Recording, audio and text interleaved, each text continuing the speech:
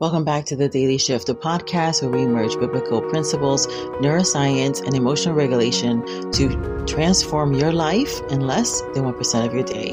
This is day 18 of 21 for the Creative Blueprint series. And yesterday we talked about rewiring your mind for peace, training your brain to make faith your automatic response instead of fear.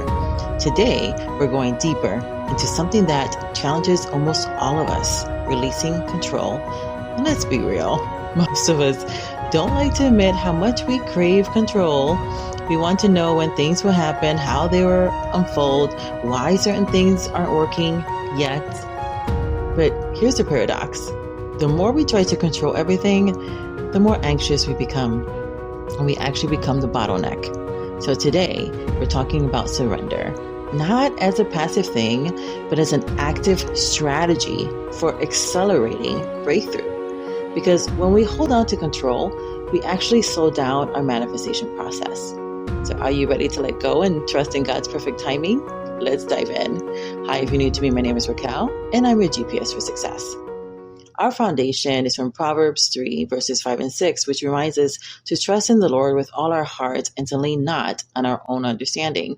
In all our ways we submit to Him, and He will make our path straight. And this verse tells us three things. Trusting God requires your whole heart, not just 50%, not just when it's easy, all of it. We are not meant to rely on our own understanding because guess what? Our understanding, it's limited. When we surrender, God directs our path, and He does it in a way that we couldn't have orchestrated that on our own, and it's always so much better. So, surrender isn't giving up. It's shifting from striving to flowing. It's actually a power move. So let's talk about what happens in your brain and body when you try to control everything. When you stress over outcomes, your amygdala, that brain's fear center, it signals a threat, even if there isn't one. And this activates your sympathetic nervous system, that fight or flight mode, flooding your body with cortisol, that stress hormone. And here's the problem. When your cortisol is high, your prefrontal cortex, which is where you're making your decisions, it shuts down. This makes it harder to think clearly and receive divine inspiration. What's happening here? It actually dips your IQ 15 points. And what is your IQ? The speed of which you're processing data. And so your reticular activating system, your RAS, it then starts scanning for more problems. So you see more obstacles instead of solutions. And because your brain is wired for confirmation bias, the more you focus on control, the more you see things as out of control. Now here's the shift. When you release control and trust, you activate your parasympathetic nervous system, which is your rest and digest mode. And this, it reduces your cortisol, increasing your dopamine, which is your motivation neurotransmitter, and it allows you to think with clarity and creativity. This is why people get breakthroughs when they finally stop overthinking. Their brain shifts from problem mode to solution mode.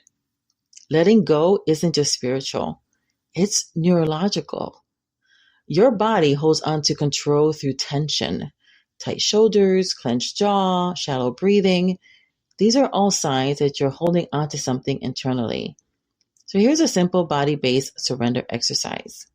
Breathe and release. Close your eyes if you can right now, if it's safe. Inhale for 4 seconds. Let's hold for 4, 3, 2, 1. Exhale for 8, 7, 6, 5, 4, 3, 2, 1. With each breath out, imagine yourself physically handing over your worries to God. Open your hands. This is biblical. When you do this exercise again. So it's just inhaling for 4, holding for 4, exhaling for 8.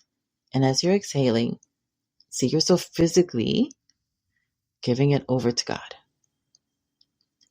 When you are physically opening up your palms upward, you can say something like, God, I trust you. I surrender the situation to you.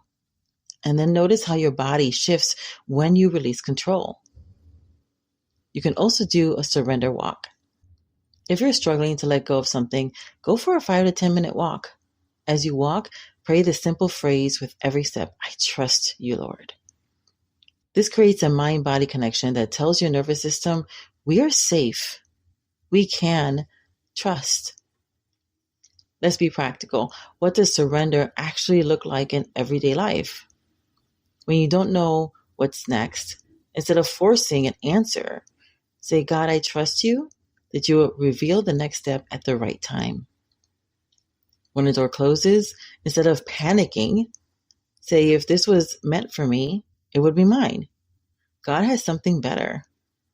When a goal feels delayed, instead of doubting, say, God's timing is perfect. I am in divine alignment. And when control creeps in, instead of micromanaging outcomes, repeat, I do my part and trust God with the rest. Surrender isn't a one-time thing. It's a daily practice. So here's your action step. Identify one thing that you've been trying to control. Write it down. Take a deep breath, open your hands, and physically say, I surrender this to you, God. Walk in faith today, knowing that the weight is no longer yours to carry. If this episode resonated with you, share it with someone who needs to hear it today, and make sure that you join me tomorrow for day 19. We're talking about walking in boldness and cultivating a fearless mindset. Because once we let go of control, we need to step into confidence and power. I'll see you then. Keep trusting, keep surrendering, and remember, your breakthrough, it's already in motion. May God's richest and best be yours. Bye for now.